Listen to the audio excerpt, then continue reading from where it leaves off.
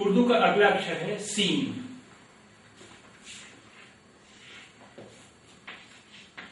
Scene इसे इस तरह भी बनाते हैं और इस तरह भी बनाते हैं, सीन। इसके बाद उर्दू का अगला अक्षर है शीन। इनमें अंतर सिर्फ यही है कि सीन पर ही 3 बिंदी होती है, वो शीन हो जाता है।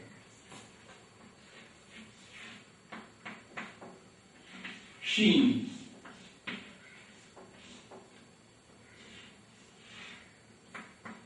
शीन इस तरह भी बनाते हैं, इस तरह भी बनाते हैं।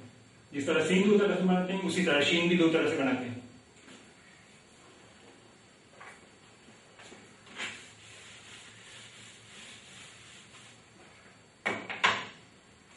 सीन के साथ जब अलिफ जोड़ेंगे तो सीन का सिर्फ इतना भाग बचता है और ये हो गया अलिफ। अब ये दोनों मिला दिए जाएंगे, ये हो गया सा।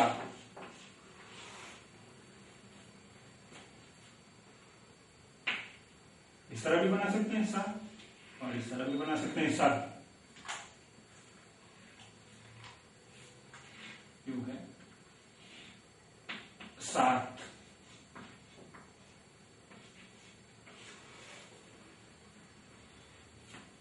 सात।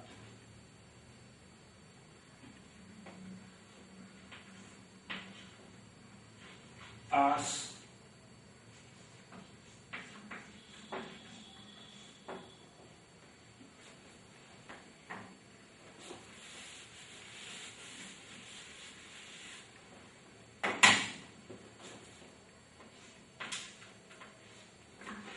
आस पास। आस पास।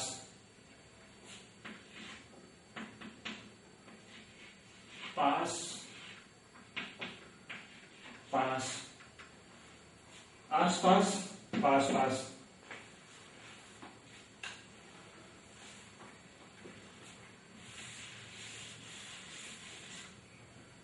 इसी तरह शीन प्लस अलिफ हो गया शा। इस तरह भी बना सकते हैं और इस तरह भी बना सकते हैं, शा।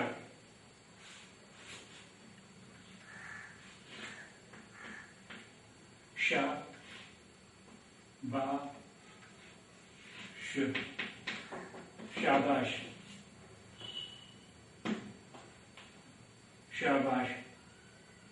अलिफ के बाद चूंकि कोई अक्षर से मिलाया नहीं जाता इसलिए शीन अलग ही लिखा गया, शाबाश।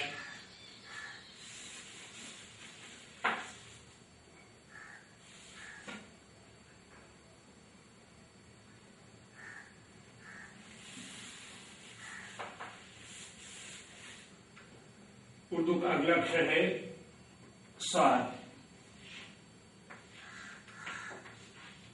स्वाद। स्वाद के साथ जब अलिफ मिलाया जाएगा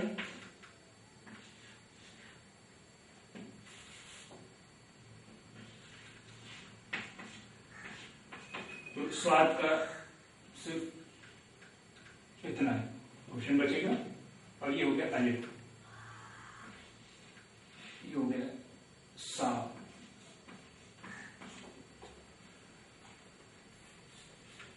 तो देखिए सीन से भी सा की ध्वनि निकल रही थी, स्वाद से भी सा की ध्वनि निकल रही है। क्या हम ऐसा कर सकते हैं कि कोई भी शब्द जहां पे सा की ध्वनि हो हिंदी में वो सीन कहीं पे सीन से लिख दें, कहीं पे स्वाद से लिख दें? नहीं, ऐसा गलत होगा। उसका कारण ये है कि पहली चीज तो ये कि स्वाद और सीन इन दोनों के उच्चारण में फर्क है। इसे बाद के किसी लेसन में हम बताएंगे। बहुत सारे शब्द अरबी भाषा से उर्दू में आए हैं,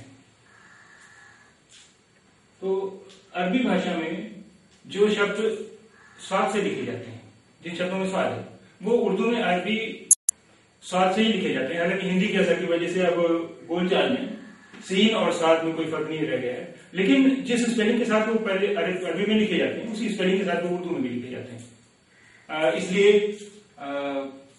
अगर हम सीन की जगह स्वाद इस्तेमाल करेंगे, स्वाद की जगह सीन इस्तेमाल करेंगे तो ये स्पेलिंग मिस्टेक मानी जाती है।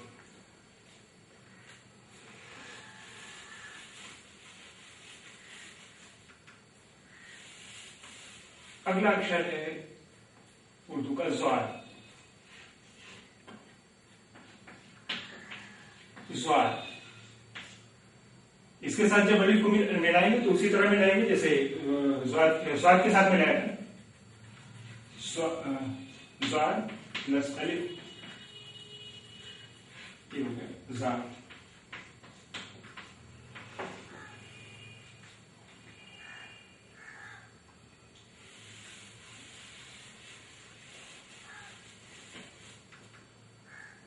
अगला अक्षर उर्दू का तो है।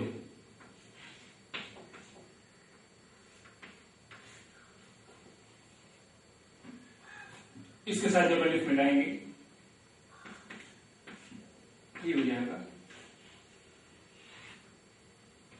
ता। ता। अगला अक्षर है उर्दू का ज़ोर। इसके साथ जब अलिफ को मिलाएंगे तो बिल्कुल उसी तरह, बस इसमें बिंदी एक ऊपर आ जाएगी, हो जाएगा ज़ा।